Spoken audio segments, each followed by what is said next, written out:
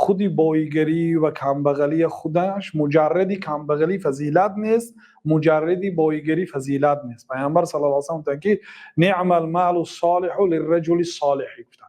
چخیل مالی پاک به مرد صالح زیبنده و ارزنده است. هر چقدر آدم صالح باشد و پولدار باشد چخیل هم خوب است. آدم صالح بای باشد، پولدار باشد، اون پولا جاهای خیر بمیرد و گناه صرف نمیشد، به کاری خیر صرف میشه. بنابراین بود قید دارد. چه خیلی هم مالی پاک به مرد صالح خوب است. فهمیدید؟ یعنی خیلی نه که آدم بای باشد این خودی بایگری فضیلت نیست.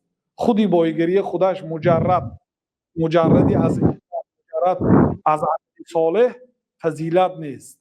بلکه پیامبر صلی الله علیه و سلم من برای شما از بای شدنتون میترسم، شما رو به هلاکت نرساند، چه خیلی که پیشینه ها رو به هلاکت رسانید. لیکن خیلی نه که شریعت ضدی بای شدن باشد. کوشش کنید، حرکت کنید، پولدار شوید، خوب است، هیچ گپی ندارد. پیامبر صلی الله علیه و سلم که المؤمن القوی خیر و احب الی الله عز وجل من المؤمن الضعیف. مؤمنی با قوت از مؤمنی بی قوت بهتر است و محبوب تر است به نزد الله تعالی.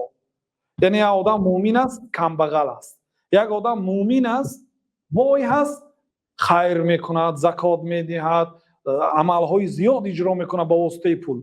حج و عمره به واسطه پول اجرا میشد، زکات به واسطه پول اجرا میشد، ساختن مسجد و مدرسه، تقسیم کتاب، نوشتن کتاب، نشر اسلام به واسطه پول میشد.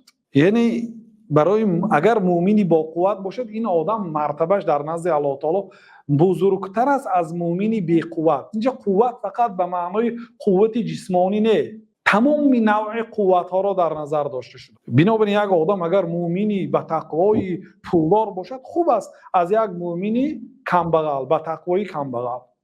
فهمیدید؟ فهمید استاد. یک سوال دیگه داشتم. این معنی اون ندارد که کم بغل ها آدم های پست هستند. بله، کم بغل ها بهترین آدم ها هستند. پیامبر صلی الله علیه و سلم انما تنصرون و هل تنصرون الا بضعفائکم. اون نصرت الله تعالی به شما از کجا میبیاد؟ مگر هم به سبب ضعیفای و کم بغل ها نمیبیاد؟ بله، به سبب اونها میبیاد. هر خیر و بزرگی که مسلمان ها دارند به سبب کم بغل ها میبیاد. چخیل و کم بغل نیکی میکنید، کم بغل دعا میکنند. و کم بغل نیکی میکنید، الله تعالی دو چند مراتبه اضافه میکنه.